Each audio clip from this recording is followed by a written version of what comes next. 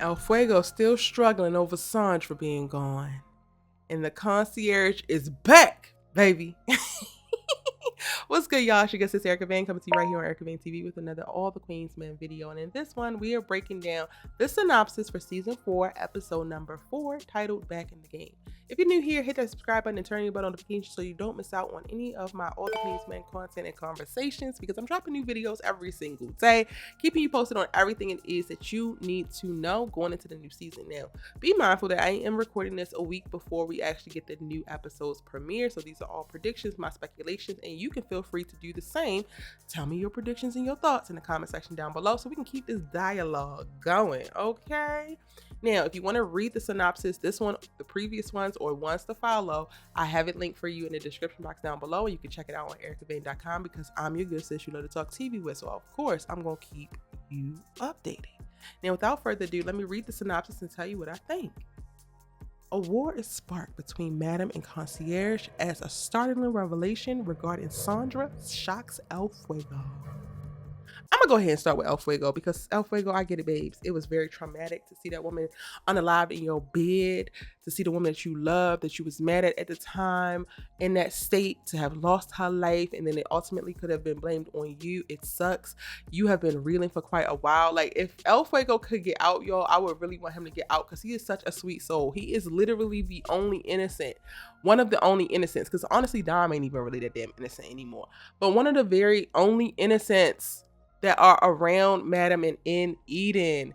And it sucks that she did this insurance policy to make sure El Fuego wasn't going to flip, because I didn't believe that El Fuego was going to flip to begin with. Like, this was a little bit of overkill, Madam. Now, the thing that shocks El Fuego is I think that he's going to find concrete evidence that Madam did it, that Madam set Sandra up, that Sandra actually did not need to die, that Sandra only died because El Fuego was looking a little bit shifty. Now, I don't know if this is going to be the point that helps El Fuego break bad, because in the last season we saw him getting little clips. He was getting little messages on the computer. He started to question things. He was feeling uncomfortable. He wanted out but then couldn't get out. Everybody trying to talk him out of being ridiculous. They was trying to kill his ass in jail. Like, he had a whole bunch going on, but by the end of the season, he still wound up like re-solidifying his loyalty to Madam, falling in line, and just getting back to where she wanted him to be, and where it seemed like he was kind of going to be okay, and he had found a stable ground to be. So for us to be back in on this roller coaster with him questioning things and maybe potentially being the key that topples Madam's empire, it puts him in a very powerful place, but also a very vulnerable place, because he could lose his life behind his proximity and his willingness to be disloyal. So the question comes down to it is, did you love Sandra enough? Do you love the idea of honoring Sandra and her memory and what she meant to you enough that you're going to avenge this girl and tear down everything that Madam is and what she stood for, and decide to be on the run for the rest of your life if you decide to go against Madam? Or are you okay with talking to Jesus, maybe going to a confessional, releasing it, apologizing to Sandra in the afterlife, and just getting over it and getting on? And I guess that's what's going to be the bulk of what El Fuego's story is going to be this season. Like, can he live with this? Can he move on? Can he let it go? And I don't know if he can, but I look forward to seeing it, because I really do enjoy the El Fuego character. And that's what those, like, literally, it's like 5 words. Regarding Sandra shocks El Fuego, or 6 words. Revelation regarding Sandra shocks El Fuego. That's what came to mind to me when I read those 6 words, y'all. But I cannot wait to see in the comment section what you think those words mean as it pertains to this particular episode. Now, the episode is titled Back in the Game, and it's like, even that leans to like, maybe El Fuego is back, but he not back how we think. And now he knows how to play the game because he got a little bit of insight. This revelation has given him way more information than he needed. And now he about to move a little different. Who knows? Now, the first part of this sentence for the synopsis says a war is sparked between Madam and the concierge. And I think that this might be spurred on by when he sends somebody over to blow up Eden. Now, I have the 35 new characters that we're going to see in this episode. I'm scrolling right now on ericavane.com so I can go to episode 4, because in episode 4 we're getting 4 new characters, and Angela is one of them. And she's an unassuming woman. She shows up at Club Eden, deliberately gets her flashlight confiscated, and later it blows up in his face. and then she gets captured by Madam, and we get to see this in the trailer where she says, "Who sent you?" That is actually the girl Angela, and then Angela is tortured to reveal her motive for planting a bomb in the club, but then is later killed.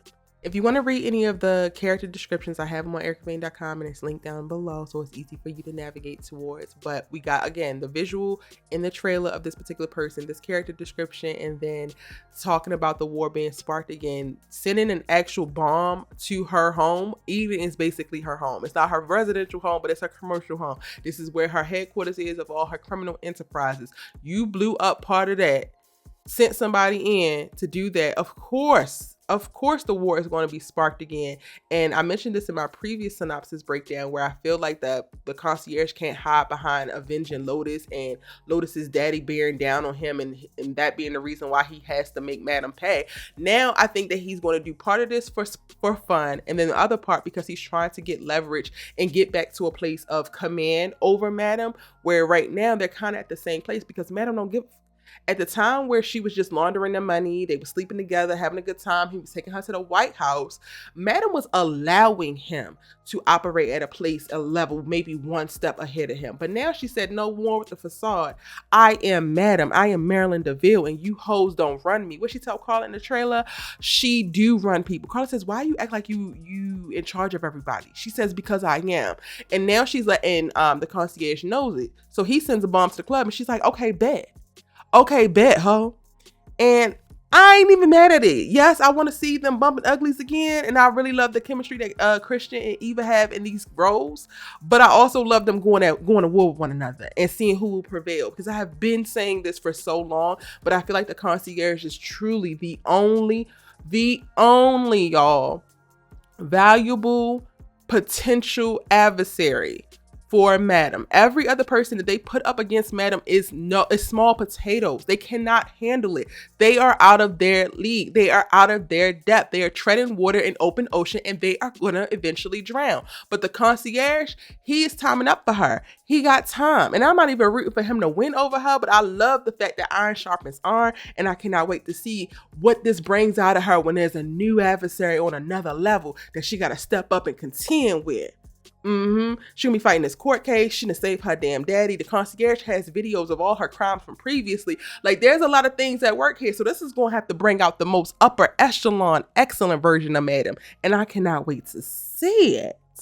All right, so again, you can read the synopsis for yourself on ericavane.com.